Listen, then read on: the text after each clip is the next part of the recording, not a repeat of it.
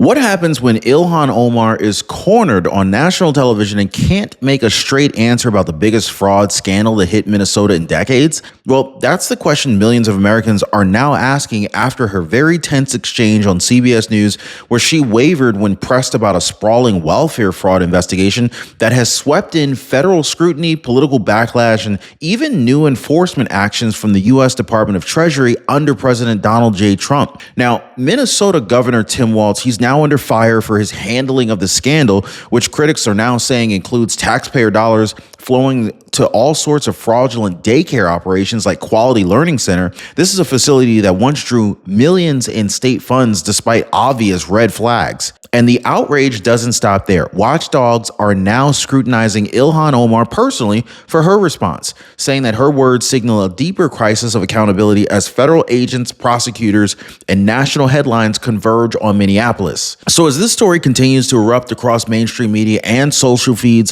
one question looms large. Is this just a political firestorm, or is it evidence of something far larger happening right now under our feet? Drop a like for the video and subscribe. Folks, here's the part most people are missing, okay? When Ilhan Omar sat down with CBS News, the interview didn't fall apart randomly.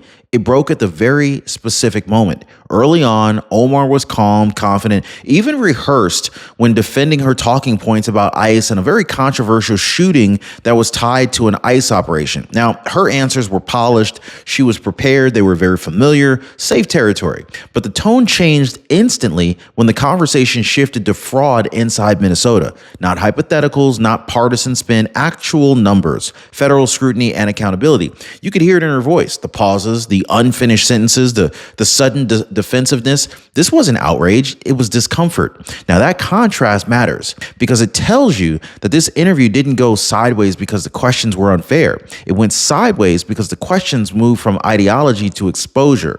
Ilhan Omar, she could debate immigration policy all day long till we're all blue in the face. But when CBS raised Minnesota's welfare fraud problem, the scale of it, the federal attention, the consequences, the script that she walked in with no longer worked. And then suddenly, once that script broke, everything else unraveled in real time. So this didn't become national news by accident. Minnesota's under scrutiny because the scale of the alleged fraud isn't just large, it's concentrated. Federal investigators didn't stumble onto this. They were forced into it by numbers that just didn't make sense anymore.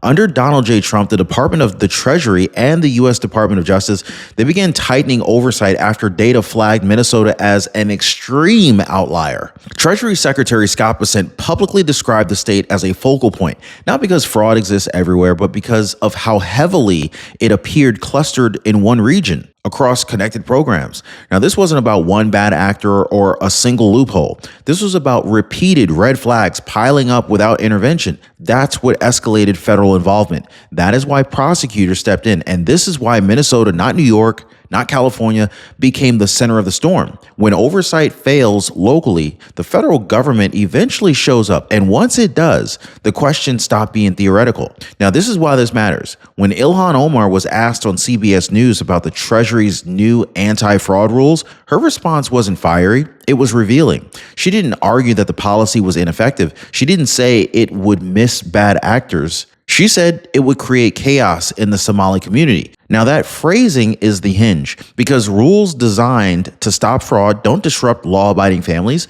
They disrupt pipelines. They disrupt expectations. They disrupt systems that had been operating without scrutiny. And in that moment, Ilhan Omar stopped speaking like a lawmaker defending constituents and started sounding like somebody who was protecting a fragile arrangement that couldn't withstand sunlight. Now, this is not about tone or body language. This is about implication. When a federal rule says welfare recipients can't wire money abroad and the immediate reaction is panic, that tells you that the rule is touching something real. Now, Ilhan Omar's hesitation wasn't ideological, it was tactical. She knew the question wasn't about compassion, it was about accountability. And once accountability entered the room, the interview stopped being a debate and it became an exposure. This is why her answers slowed down. This is why she tried to move on. And that's why the audience noticed. And this idea that small, quiet numbers add up when nobody is watching isn't limited to Minnesota politics, because $89 doesn't sound dangerous until it's every single month. month. Now, one retiree found out the hard way. He was paying $89 a month for Medicare benefits that he didn't even need, simply because his plan hadn't been reviewed in years. No warning, no alert, just slow leakage. Now, that's over $1,000 a year gone, and there's no refund for losing money you didn't realize you were losing. This is exactly what Chapter looks for. They review your Medicare coverage and they identify waste that's buried deep in the fine print before it quietly drains your savings. Now, most people don't realize this is even happening until it's already cost them thousands. This is why so many are already calling the phone number right there on your screen, 909-563-8279, or they're clicking the link in the description down below, going to askchapter.org/Ron to have their coverage reviewed for free, by the way, because the most expensive costs are usually the ones that you never see coming. So here are the facts. There's no commentary. The Quality Learning Center operated in Minnesota under a child care license that allowed specific operating hours. Now, over time, state records show the center accumulated a long list of violations, dozens of them, in fact, related to compliance, supervision, and operations. Now, despite those violations, payments continued. Financial records indicate the center received roughly $4 million in public funds during periods where inspectors cited problems, and even when the facility was not operating at full capacity, the money still flowed. Now, eventually, the state moved to shut down the center. The closure timeline matters because it overlaps with continued disbursements and delayed enforcement. This is why the daycare became central to the broader story, not because it's the only case, but because it's the clearest case. It shows how oversight gaps work in practice. Licensing issues flagged, corrective action delayed, funds released anyway. When people ask why federal authorities escalated involvement in Minnesota, this is the kind of paper trail that they're talking about. The facts alone explain the scrutiny. Now, what happened next is exactly where this story stops being about paperwork and it starts being more about narrative control. So as scrutiny intensified around the Quality Learning Center, the public explanation began to shift. Not because new facts emerged, but because old claims no longer held. Now, first, the operating hours changed. Early reports suggested that the center was only active for a narrow window each and every single day. But after outside footage showed empty rooms during those claimed hours,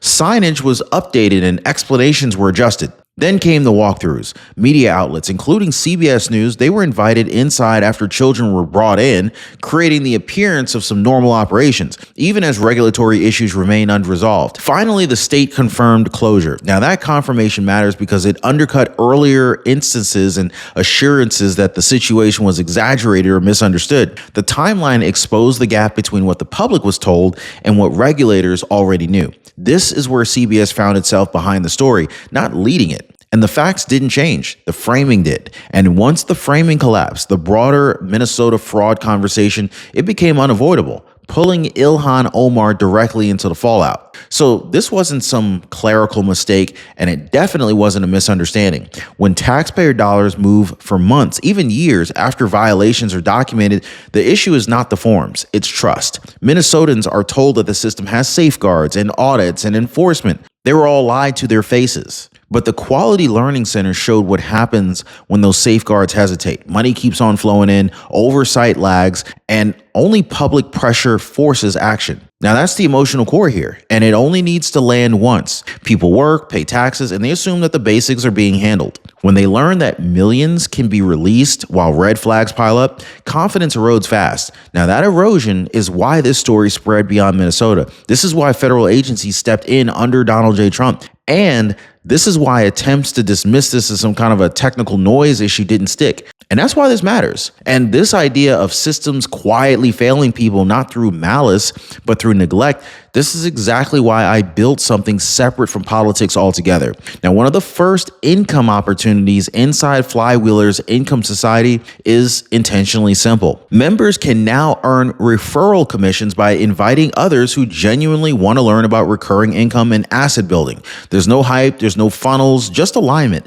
And the entire community is built around compounding not just money, but ideas, skills, and relationships over time. As a matter of fact, the same way that small oversight failures add up on the negative side, disciplined systems compound on the positive side. So if you've ever felt like you're working hard, but you're stuck inside these structures that don't really serve you, this is about learning how to build your own flywheel instead of relying on somebody else's. Now, if you want to understand how that works and see whether this group fits your goals, I'll leave the link for you guys in the description down below so that you can check out the Flywheel Income Society down below. So when Tim Walz announced that he was stepping away from re-election, the timing raised some eyebrows across Minnesota, to say the least. Officials framed it as a personal decision, a desire to focus on governing rather than campaigning. Sure, I don't buy that for a second, do you? But politics doesn't exist in a vacuum, and exits rarely happen without pressure. I mean, look at Nancy Pelosi, how long she's been in office, right? So if a politician decides to leave office, there's usually a really good reason for that. So by this point, Minnesota's oversight failures, they were no longer hypothetical.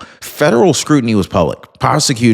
These prosecutors had already charged dozens and dozens of people. Media attention had shifted from isolated cases to systemic questions. Tim Walz did not admit any wrongdoing, and he didn't need to. The damage wasn't legal, it was political. Leaders step aside when the facts don't move and the questions don't stop. Now, this wasn't about one daycare or one program. This was about a pattern forming under his watch. Stepping back reduced the exposure. It narrowed the blast radius, and it allowed others to absorb the heat while investigations continued. This is why this move mattered, not as a confession, but as a calculation. Now, in modern politics, containment is often the first signal that the situation is bigger than anyone initially admitted. Now, under Donald J. Trump, the federal response changed in tone and in speed. So the U.S. Department of the Treasury, they tightened the rules around welfare-linked transfers. The U.S. Department of Justice accelerated prosecutions, and scrutiny expanded beyond single programs to how multiple benefits interacted. Now, this was not symbolic. Treasury actions limited the ability to move public assistance funds overseas. DOJ cases signaled that enforcement wouldn't pause for political discomfort. Even SNAP funding, this came under review.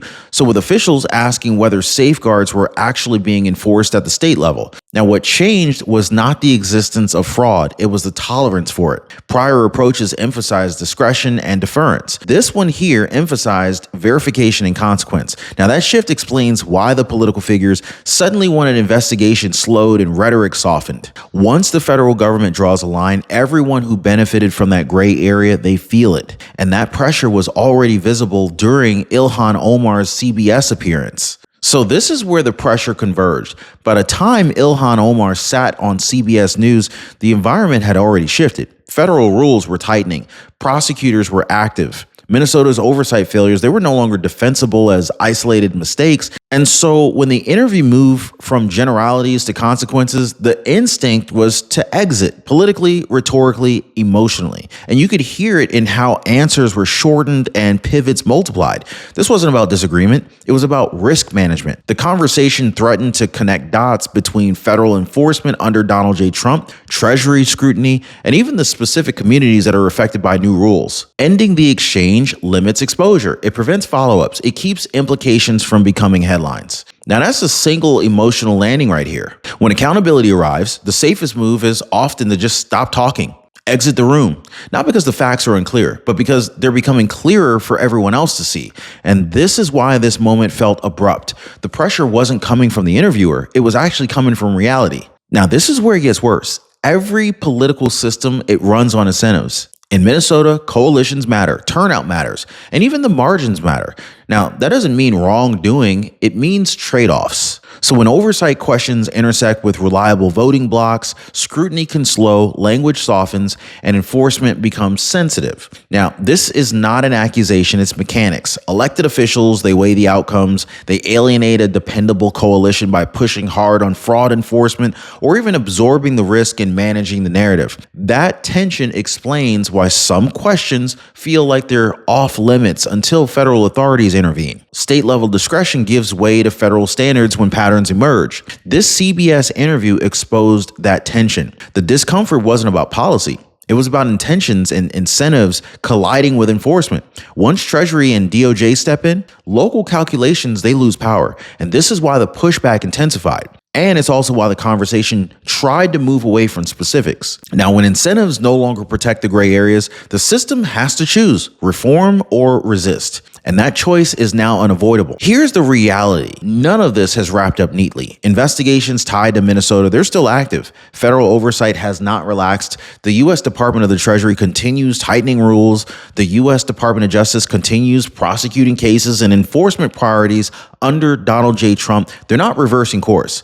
And so what has fallen behind is the media narrative. Outlets like CBS News, they're reacting after the story broke, not before it. Political leaders responded once pressure mounted, not when the warning signs appeared. And figures like Ilhan Omar, they're now facing questions that won't disappear with a single interview or a controlled pivot. This is not a conclusion. It's Act 1. So as rules tighten and cases move forward, more connections will surface and more explanations will be demanded. The only unknown is who adapts and who resists. That is why this moment matters, not because of one interview on CBS News, but because the system that allowed it, it's finally being tested. Now, if you want to see the next chapter, stay right here, guys. Be sure to drop a like for the video and subscribe. We'll see you next time.